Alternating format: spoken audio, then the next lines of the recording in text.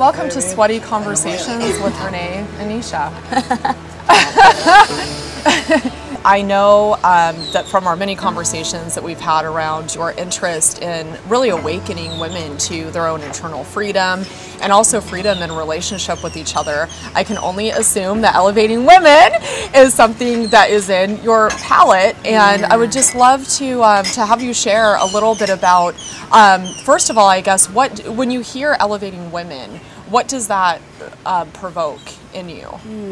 What it calls up for me is this idea that as we reinforce the bonds between women and as we invite women to step into their wholeness, as we step into our wholeness as women, there is this space for children to be birthed into where they can come into a space of recognizing their wholeness from the beginning.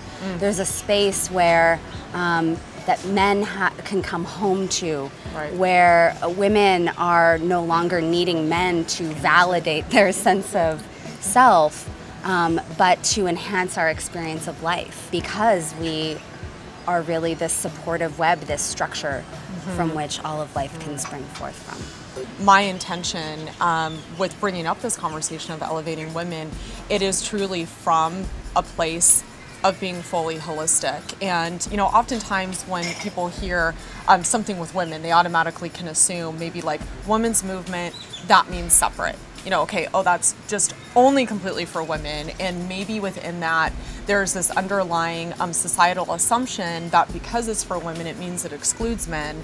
And it also, beyond that, might even mean that there could be some degree of extreme conversation around bashing of men, or, you know, being non-appreciative of the masculine and what the masculine is bringing on this planet. My biggest dream and desire for women is that they are able to feel that sense of sovereignty, that sense of self-actualization, and also at the same time, from that full place, be able to really show up in a very present and a very beautiful and life-sustaining way for everyone around her. So I love that you shared that, you know, and it's very, to be honest, it's very rare. So thank you for having that perspective. What are some of the ways that you inspire women to be elevated?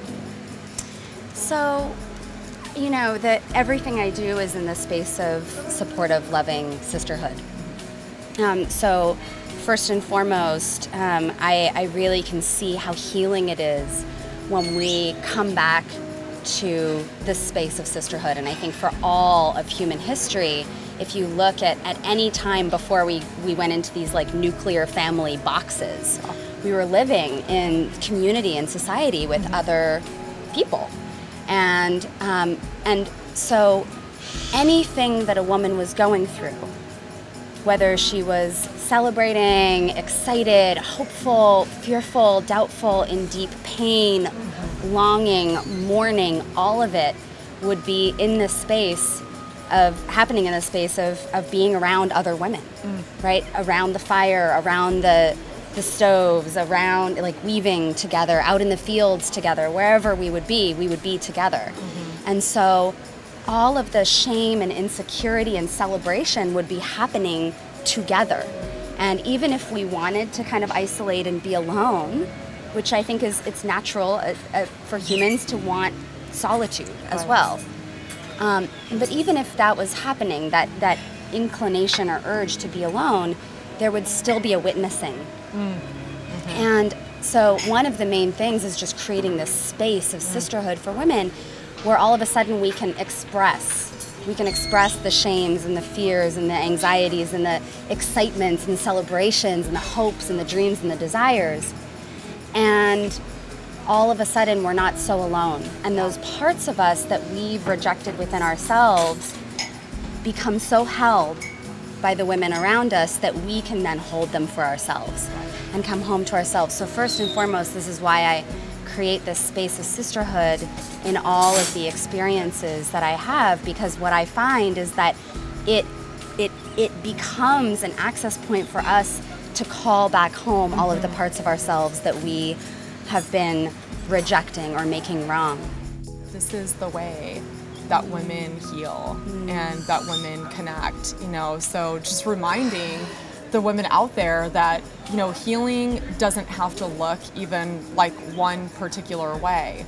Something as simple as a conversation, you know, over coffee with or without a camera, with or without a sister that you have known for a long time. I mean, it can be with a stranger that you just happen to run into, you know, at a coffee shop, but the sharing, you know, the sharing and the witnessing and the allowing is such medicine for women. So thank you for sharing your medicine with me today, and I look forward to more connections with you in the future. I love you. I love you. And thank you for the work that you're doing to elevate women.